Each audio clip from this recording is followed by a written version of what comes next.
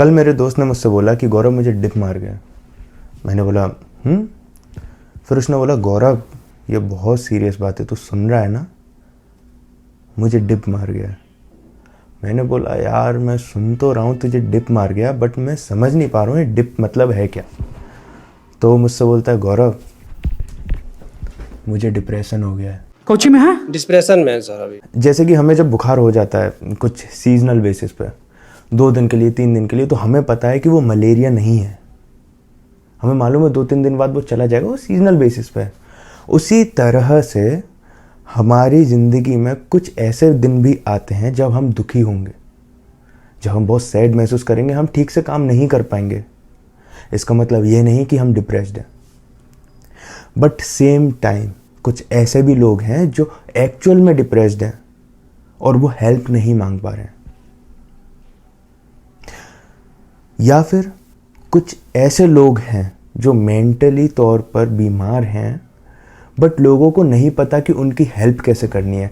मान लो कि मेरे दोनों हाथ चले गए, तो मेरे घर वालों को पता है कि गौरव को खाना खिला देना है जिससे उसका पेट भर जाएगा। मान लो मेरे पैर चले गए और मेरे दोस्तों को पता है कि यार चलो ये गौरव का सुबह 8 बजे का टाइम है, वो धूप लेता है बाहर की, तो चलो उसको धूप में बिठा देते हैं।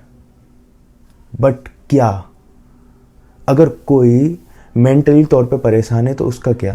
बाहर से तो वो पूरा ठीक दिख रहा है और ठीक तौर पे वो बात भी कर रहा है। फिर हमें कैसे पता पड़ेगा? या फिर जिसको अगर कोई मेंटल प्रॉब्लम है एक्चुअली, उसको भी कैसे पता पड़ेगा? तो इसको कुछ इस तरीके से समझते हैं। मान लीजिए कि आपको 3 दिन से ज़्यादा बुखार है, अब आप समझ रहे हैं कि हाँ मेरा पैरासीटामोल खाने से बुखार कम नहीं हो रहा है, तो अब कोई गड़बड़ है, अब तो मुझे डॉक्टर के पास जाना है। सेम इसी तरह मान लिया कि कोई आपके साथ इंसिडेंट घटा, कोई ऐसा कोई दुख भरा टाइम आपके संग गुजरा जो आपके दिल से नहीं जा रहा है। उसके लिए एक वक्त होता है जब वो आम तौर पर चला जाता है, 4 दिन 5 दिन 10 दिन, बट वो नहीं जा रहा है। वो एक पर्टिकुलर इमोशन हर जगह आपके साथ चल रहा है, वो एक चश्मे की तरह हो गया है, वो ज़िंदगी का एक सेंटर पार्ट हो गया है। वो एक पर्टिकुलर थॉट, वो पर्टिकुलर एक टाइम आपको हर जगह ध्यान दे रहा है, हर जगह ध्यान में आ रहा है। उसके बिना आप ना किसी से बात कर पा रहे हैं, या फिर आप किसी से भी बात कर रहे हैं, कहीं भी घूमने जा रहे हैं, वो बार बार आपके माइंड में आ रहा है, आप फ्री नहीं रह पा रहे हैं। एक्चुअल में आप जो चीज़ों को महसूस करते हैं वैसे नहीं कर पा रहे हैं पहले की तरह। या फिर जिस जोक्स पे लोगों को हंसी आ रही है और आपको उस पर गुस्सा आ रहा है क्योंकि वो आपके लिए बहुत ज़्यादा क्रिटिक हो रहा है। या फिर जिस मूवीज़ में आपको पहले मज़ा आता था, आपके दोस्तों को मज़ा आता था साथ में, बट आपको अब नहीं आ रहा है, अब आप पहले जैसे नहीं रहे। क्या आप डिप्रेस्ड हैं? हो सकता है ये बहुत कम टाइम के लिए हो, तो नहीं।